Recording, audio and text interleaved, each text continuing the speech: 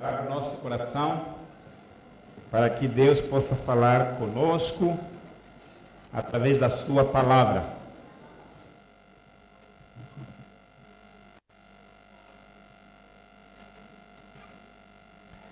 Vamos orar mais uma vez. Senhor Deus e Pai, nós estamos diante da tua palavra.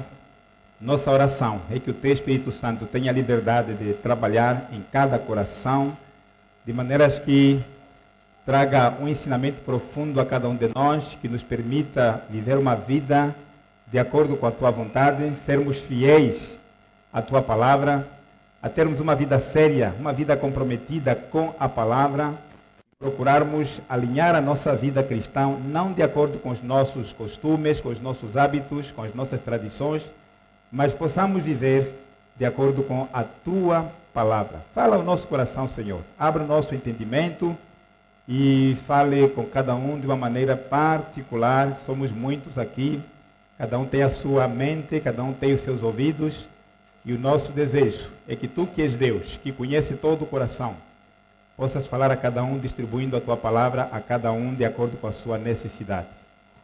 Fala conosco, nós oramos em nome de Jesus. Amém. Ok. Vamos abrir nossas Bíblias no livro de Atos, capítulo 13. Atos do Espírito Santo através dos apóstolos. No capítulo 13. Viajando por este livro maravilhoso, esse livro desafiador, esse livro missionário, esse livro que narra aquilo que Jesus fez e continua a fazer. Atos capítulo 13. O capítulo é longo e vamos fazer a leitura por fases. Vamos caminhar agora do versículo 1 a 12. Atos capítulo 13. Agora vamos caminhar do versículo 1 a 12. Temos aí na tela. Vamos então acompanhar a leitura na nova versão internacional. Os irmãos já levantaram há pouco, então mantenham-se sentados, não tem problema.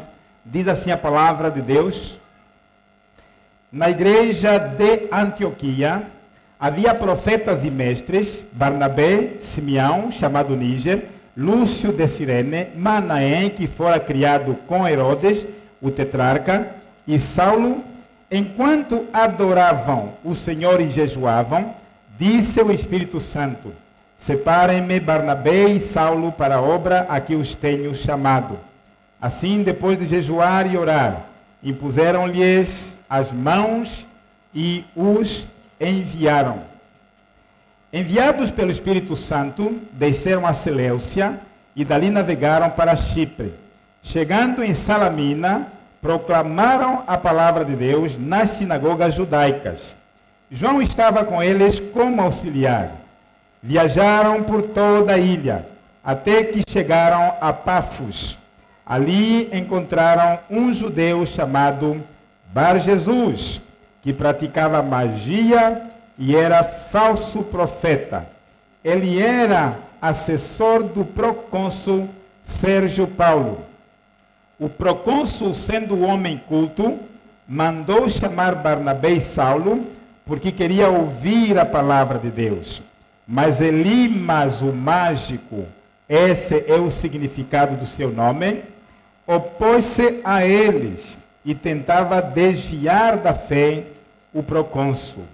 Então Saulo, também chamado Paulo, cheio do Espírito Santo, olhou firmemente para Elimas e disse: filho do diabo, inimigo de tudo o que é justo, você está cheio de toda espécie de engano e maldade.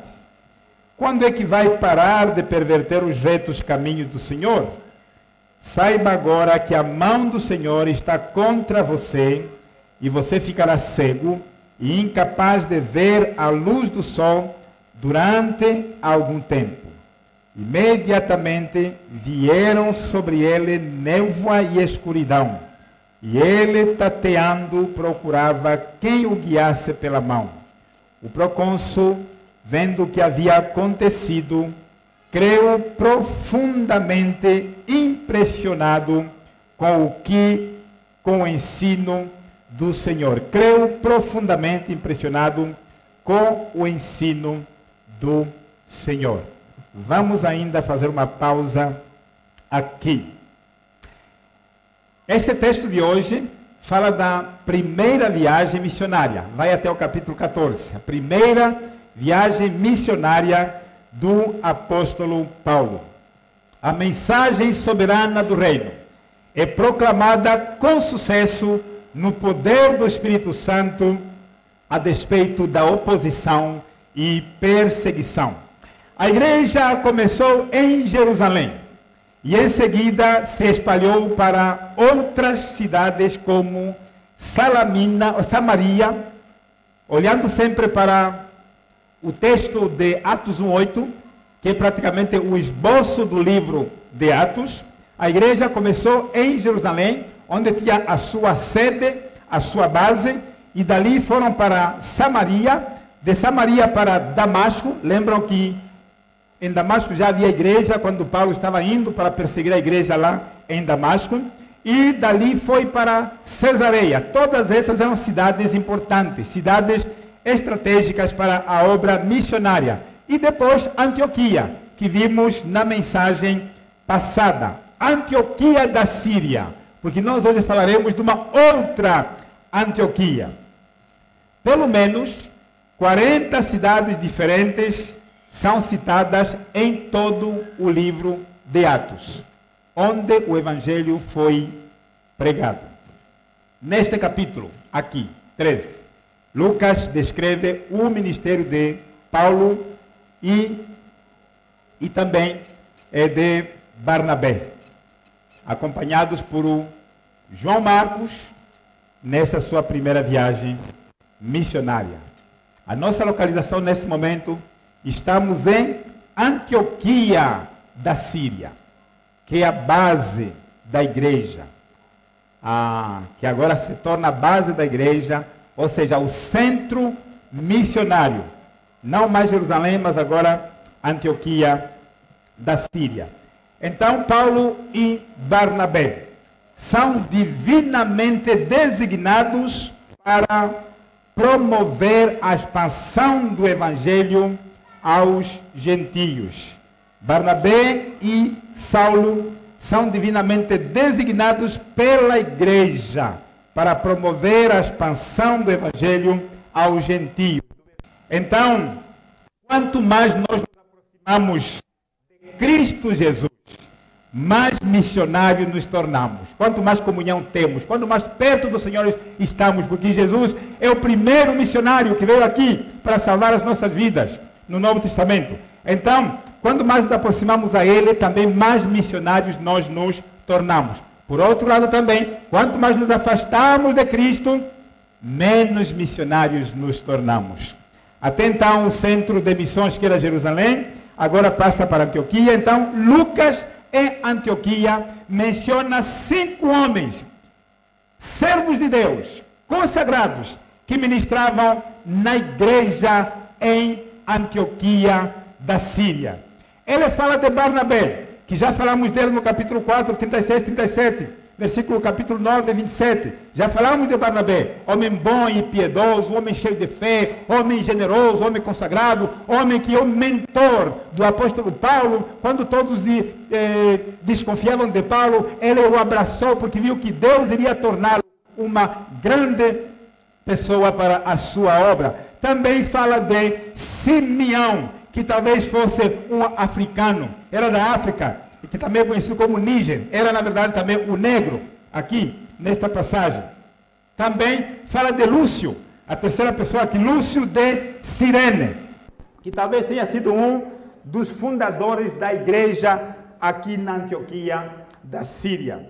Encontra-se também no capítulo 11 e 20, que nós já vimos há dias atrás. Depois fala também do 5º homem, que é Manaém. Manaém, um amigo íntimo, ou talvez irmão adotivo de Herodes Antipas.